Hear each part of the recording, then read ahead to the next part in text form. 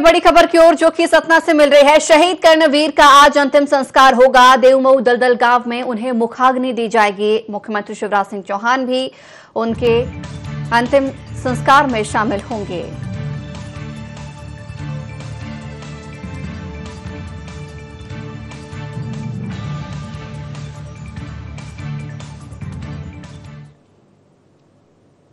और आइए अब सीधे रुख करेंगे सतना की ओर, जहां से हमारे सहयोगी अविनाश लाइव जुट गए। अविनाश, क्या नजारा वहां पर देखने को मिला है? सतना के सपूत ने अपने देश के लिए जान न्यौछावर की है, ऐसे में क्या कुछ तस्वीरें वहां पर आप देख पा रहे हैं?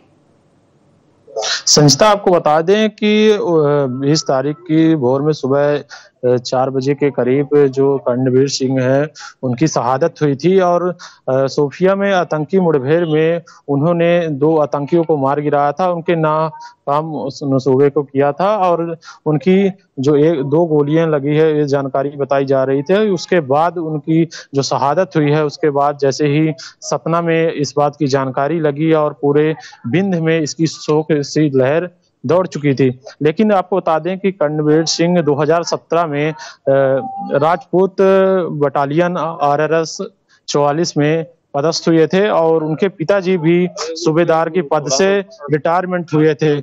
और आपको बता दें कर्णवीर सिंह के अभी हम प्रतीक गांव देव दलदल गांव में मौजूद हैं। आप देख सकते हैं कि पूरी जो व्यवस्थाएं हैं प्रशासन द्वारा कर ली गई है। कुछ समय पश्चात जो पार्थिव शरीर है वो उनके निज निवास में पहुंचेगा और मुख्यमंत्री शिवराज सिंह चौहान भी 11 बजे करीब यहाँ पे पहुंचेंगे और जो श्रद्धांजलि शहीद कर्णवीर सिंह को श्रद्धांजलि अर्पित करेंगे।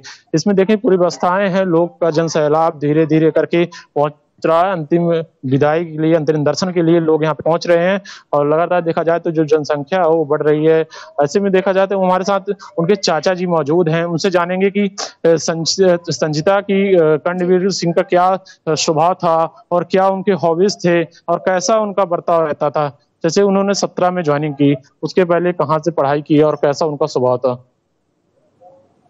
कक्षा 8 तक तो सतना में पढ़ा जी। उसके बाद वो आपकी महू में पूरी पढ़ाई पूरा किया। वहीं से फिर उसके पापा खुद मतलब सैनिक में थे, दौड़ धूप किया तो भी ज्वाइन कर लिया 17 में।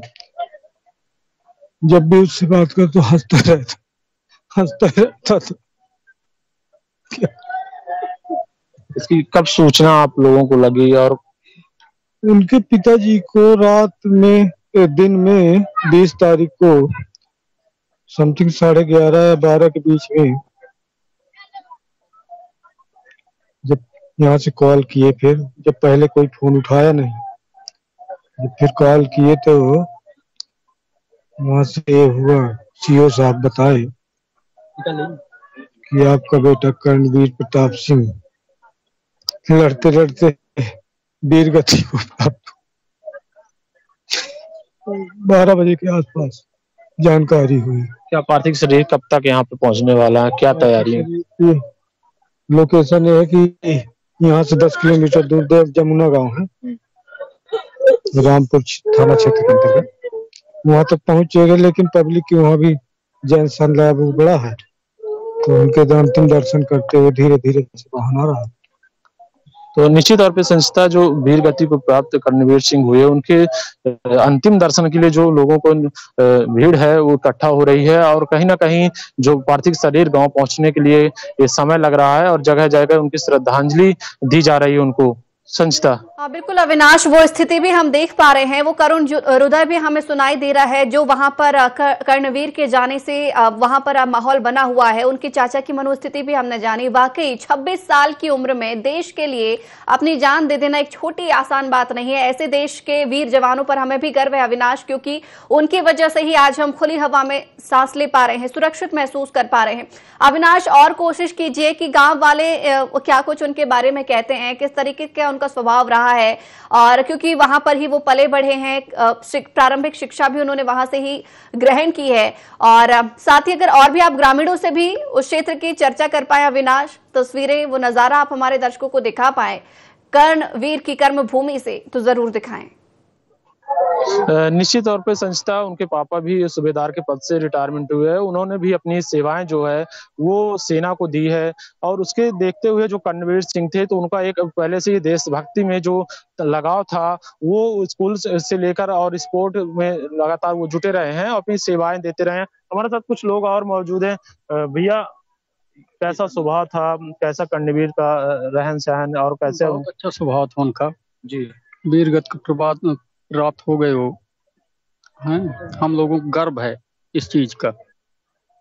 वीरगति देश के लिए अपना प्राण न्यौछावर कर दिए वो जी।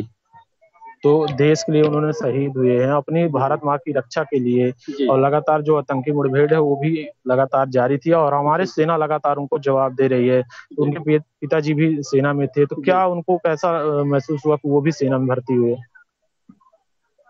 जी सर, वो भी मतलब ये सोच रहे हैं कि मैं अगर आज मैं भी होता तो मैं भी इसी तरह मतलब करता, मैं भी 2-4 आतंकियों को मारता, लेकिन वो रिटायरमेंट है। संस्था निश्चित तौर पे जो आतंकियों के खिलाफ जो है सेनाओं का जो आक्रोश और लोगों में आक्रोश देखा जा रहा है, और लगातार ऐसी उनके पिताजी की भी मानसिकता है कि हमारा बेटा जो है वो देश की रक्षा के लिए शहीद हुआ है, और कहीं ना कहीं जो अपने माँ की रक्षा के लिए जितने लोग सेना में हैं, भर्ती हैं, उनके लिए एक कह सकते हैं कि एक जुनून सा वो संदेश दे रहे हैं कि लोग अपनी भारत माँ की रक्षा करते हुए इसी तरह देश को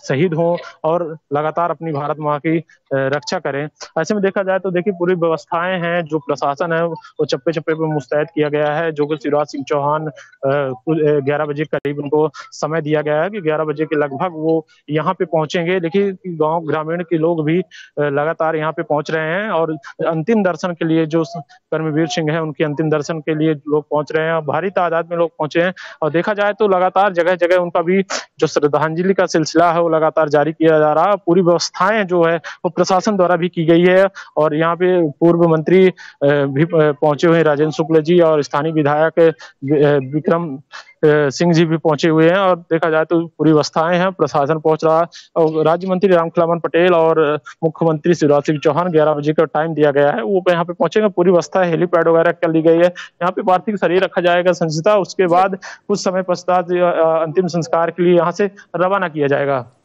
बिल्कुल अविनाश, कुल मिलाकर हम कह सकते हैं कि कर्णवीर के खून में ही देशभक्ति का जुनून था, और वो उन्होंने करके भी दिखाया है। 26 साल की उम्र में आतंकियों से लोहा लेना, 2 आतंकियों को उन्होंने ढेर भी किया, उसके बाद देश के लिए अपने प्राण न्यौछावर कर दिए।